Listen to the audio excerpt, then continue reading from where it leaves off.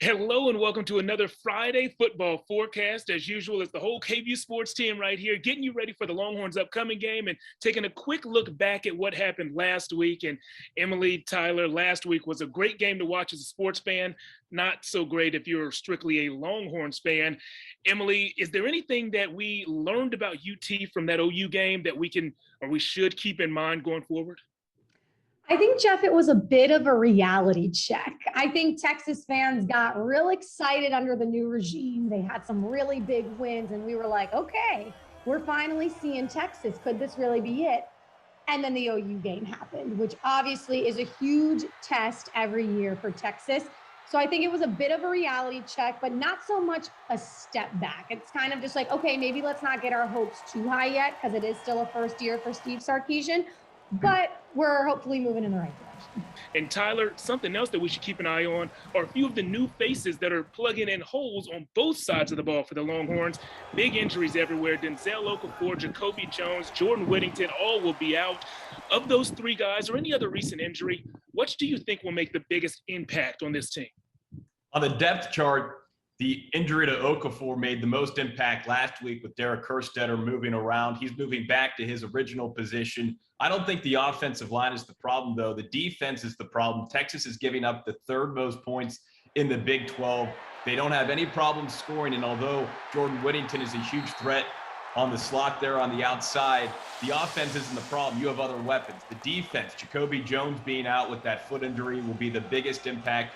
I think that Jacoby Jones injury is going to be huge, but maybe for a different reason than expected. I think Alfred Collins, the local guy from Cedar Creek High School who is stepping in and starting in place of Jacoby Jones, is ready to take off and really explode as a primetime player. So I think he's going to take that starting role and run with it.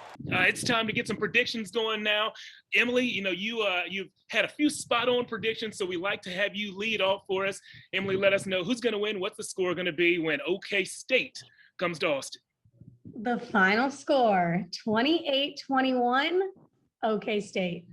Oh, okay. All right. Tyler, who's winning? What's the score going to be?